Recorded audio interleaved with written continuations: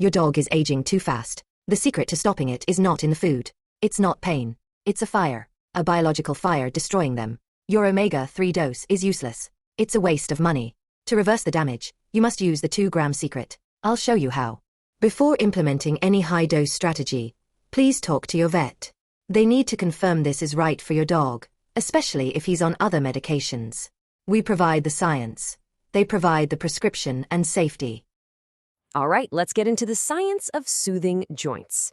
And we're going to start in a place you might not expect, with our furry friends. We'll follow that thread from a stiff old dog all the way deep inside our own biology to understand this powerful process called inflammation and, more importantly, how we can control it.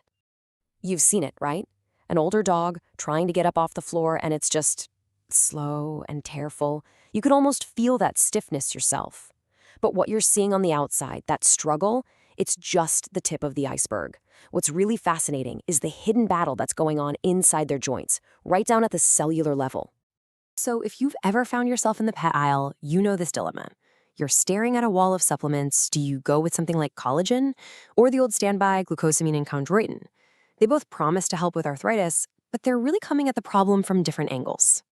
But what if the solution isn't just about patching up cartilage? What if the real story, the fundamental issue, is something else entirely? A secret battle that's happening right now in the cells of our pets and in our own bodies too. And that battle has a name: inflammation. Now, you know inflammation gets a really bad rap, but it's actually essential for survival. Think of it like your body's emergency response team. It rushes in to fight off infections and patch up injuries. The real trouble starts when that emergency response team just never leaves. And that's the absolute key distinction we have to make. There's acute inflammation, that's the good kind.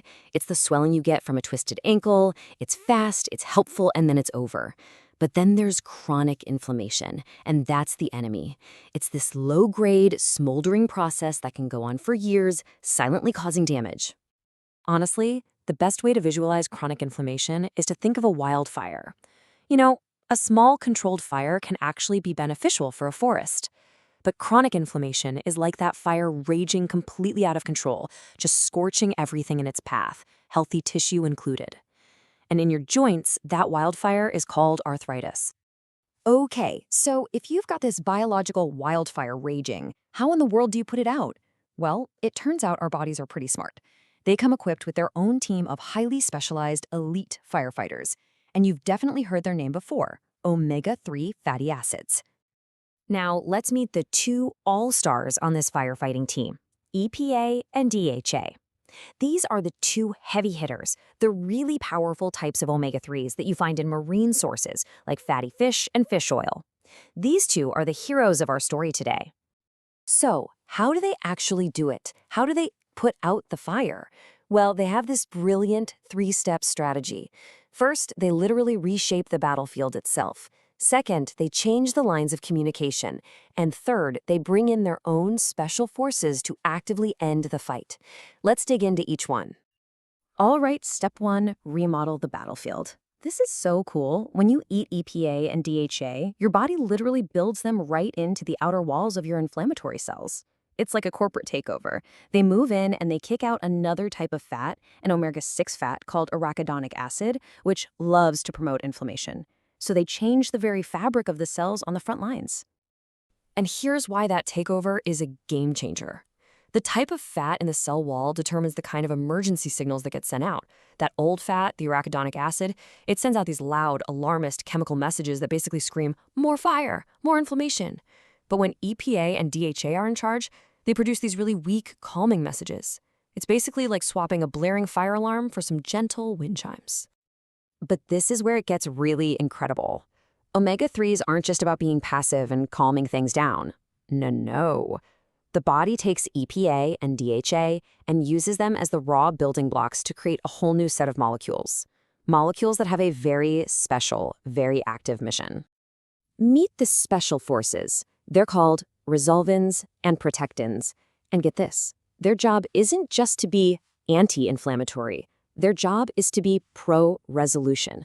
They are designed to march onto the battlefield, actively shut down the inflammatory response, clean up the mess, and signal to everyone that the war is over and it's time to rebuild. They're the ones who tell the firefighters to go home. So let's just quickly recap the whole strategy here. The omega-3s come in and they do it all. They make the cells less sticky so they don't all clump together at the scene of the injury. They turn down the volume on those pro-inflammatory alarm signals. And crucially, they create these resolvins that actively bring the whole process to a peaceful end. It's a really elegant system. Okay, the cellular biology it's just beautiful, right? It's fascinating. But we always have to ask the big question. Does this amazing science actually work in the real world? Does it help people who are suffering from inflammatory diseases? Well, the evidence from human trials it's a bit of a mixed bag, and it really seems to depend on the specific disease. For rheumatoid arthritis, the evidence is actually quite strong. Study after study has shown a real benefit: less pain, less stiffness, and people needing fewer pain meds. But for other conditions like inflammatory bowel disease or adult asthma, the results have been pretty inconsistent. There's just no clear proof that it helps. So for a condition like rheumatoid arthritis, where we know it works, what does it actually take to get that effect? Well, the science is pointing to a very specific number. To really get these powerful anti-inflammatory effects, studies show you generally need to be taking more than 2 grams of combined EPA and DHA every single day. Before implementing any high-dose strategy, please talk to your vet. They need to confirm this is right for your dog, especially if he's on other medications. We provide the science. They provide the prescription and safety.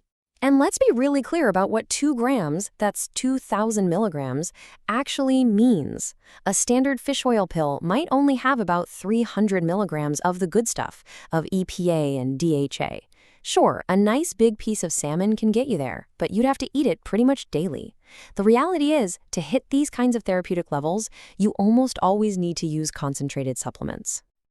And that brings us to our final big picture question, and it's something to really chew on. When we take a nutrient, something that's naturally found in our food, but we use it in these very high, very specific doses to intentionally change a biological process and treat a disease, have we crossed a line? Is what we're doing still nutrition, or have we actually stepped into the world of pharmacology? It's a fascinating blur between where food ends and medicine begins.